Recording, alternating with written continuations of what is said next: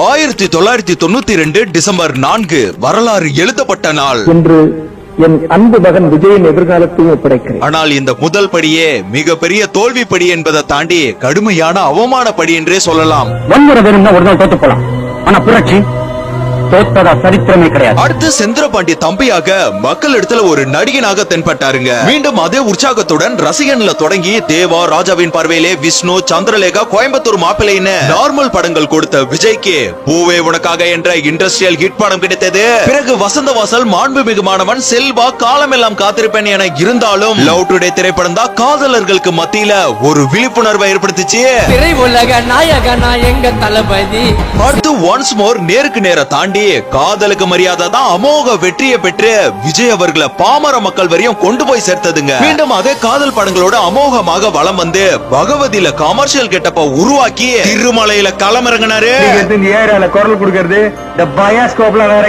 மீண்டும் அதே செய்கையோட கில்லியில சொல்லி அடிச்சாருங்க. அடுத்த தமிழ் சினிமாவே நம்ம தானே. அடுத்து மதுரை, திருப்பாச்சி, சிவகாசி, போக்கிரின்னு ஹிட் படங்கள் இருந்தாலும் அதே நேரத்துல சச்சின், ஆதி, அழகிய தமிழ் மகன், குருவி, வில்லுன்னு ஆவரேஜ் படங்களையும் கொடுத்தாருங்க. மீண்டும் அதிரடியாக வேட்டக்காரனா வந்தாலும் சுறாவுல இவரோட கெரியரே முடிஞ்சிருச்சுன்னு சொல்லிட்டாங்க. அடுத்து காவலன், வேலாயுதம், நண்பன் போன்ற படங்களை பார்த்த விமர்சனக்காரர்கள் இனிமேல் இவரால் கில்லி போன்ற படங்களை கொடுக்க முடியாது என்றார்கள். அப்படின்னா உங்க ஹீரோ தோத்துட்டானா? தோத்துட்டான். அடுத்து என்ன பண்ண போறா உங்க ஹீரோ? ஆனால் அடுத்து நடந்தது தமிழ் சினிமாவை வியர்ந்து பார்த்த தருணம். துப்பாக்கி திரைப்படம். இந்த துப்பாக்கி பிடித்த கையோடு தலைவாவுல மிகப்பெரிய சர்ச்சையை சந்திச்சாருங்க. அப்புறம் ஜில்லால நம்ம எதிர்பார்த்தது இல்லனாலும் கத்தில கதிரேசனா களமாடினாரு.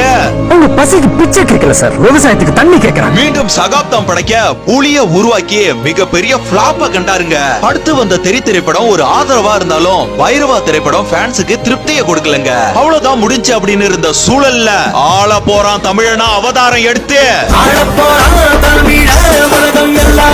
சர்க்கார் அமைத்து ராயப்பனை வெளிப்படுத்தி கொரோனா காலகட்டத்தில் இனிமே தியேட்டர் பக்கம் யாருமே போக கூடாதுன்னு இருந்த சூழல்ல மாஸ்டர் படத்தை ஓடிடில வெளியிடாம தியேட்டர்ல வெளியிட்டாருங்க. இந்த படம் ரசிகர்களுக்கு மட்டும் இல்ல, திரையரங்க உரிமையாளர்களுக்கும் உற்சாகத்தை கொடுத்துச்சுங்க.